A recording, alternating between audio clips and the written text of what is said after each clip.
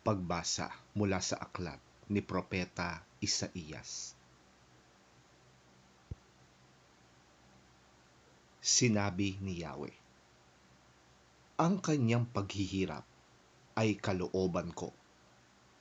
Ang kanyang kamatayan ay handog para sa kapatawaran ng kasalanan. Dahil dito'y mabubuhay siya ng matagal, makikita ang lahing susunod sa kanya. At sa pamamagitan niya'y maisasagawa ang aking panukala. Pagkatapos ng mahabang pagdurusa, muli siyang lalasap ng ligaya. Malalaman niyang hindi nawalan ng kabuluhan ang kanyang pagtitiis. Ang tapat kong lingkod na lubos kong kinalulugdan ang siyang tatanggap sa parusa ng marami. At alang-alang sa kanya, sila'y aking patatawarin.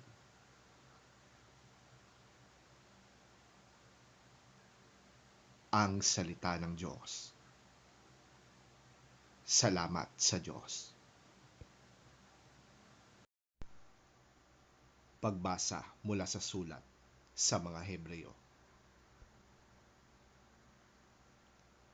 Kaya nga, magpakatatag tayo sa ating pananampalataya dahil mayroon tayong dakilang pinakapunong pari na pumasok na sa kalangitan, doon mismo sa harap ng Diyos.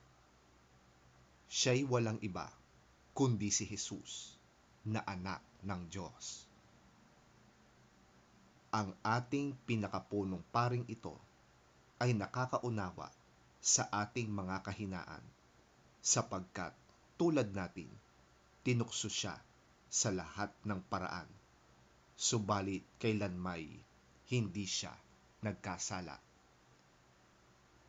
Kaya't huwag tayong mag-atubiling lumapit sa trono ng mahabaging Diyos upang makamtan natin ang habag at kalinga sa panahon ng ating pangangailangan.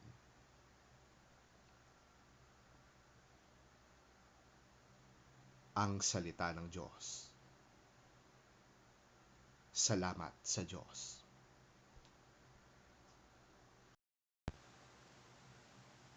Ang mabuting balita ng Panginoon ayon kay San Marcos. Papuri sa iyo, Panginoon. Lumapit kay Jesus ang mga anak ni Zebedeo na sina Santiago at Juan. Sinabi nila, Guro, may hihilingin po sana kami sa inyo.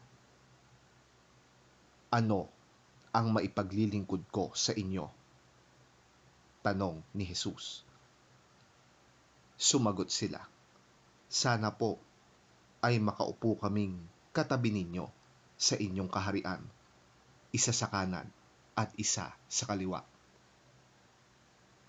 Ngunit sabi ni Jesus sa kanila, hindi ninyo nalalaman ang inyong hinihingi. Maiinuman ba ninyo ang kopa na aking iinuman? Makakaya ba ninyo ang bautismong ibabautismo sa akin? Opo, tugon nila.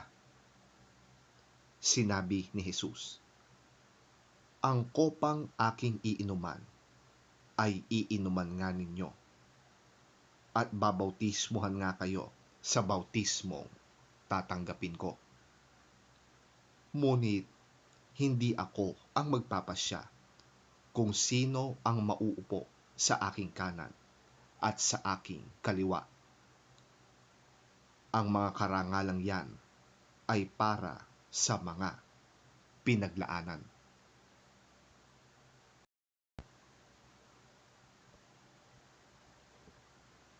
Nang malaman ito ng 10 alagad, nagalit sila sa magkapatid.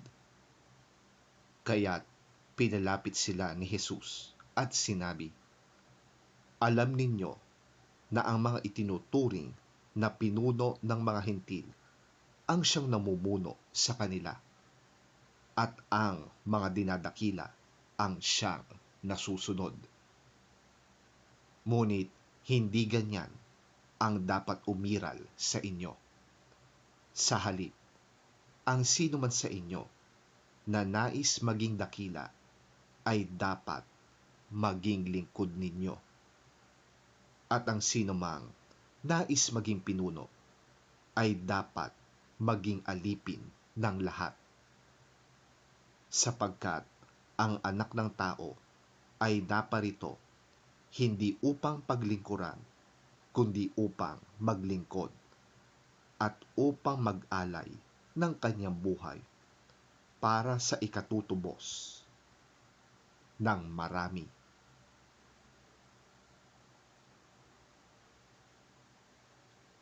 Ang mabuting balita ng ating Panginoon. Pinupuri ka namin, Panginoong Hesukristo.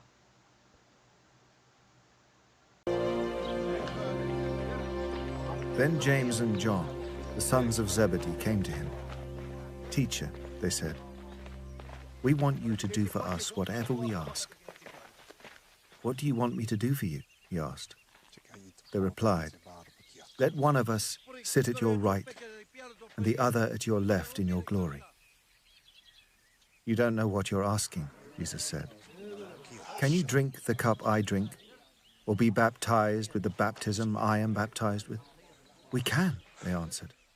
Jesus said to them, "You will drink the cup I drink, and be baptized with the baptism I am baptized with. But to sit at my right or left is not for me to grant. These places belong to those for whom they have been prepared."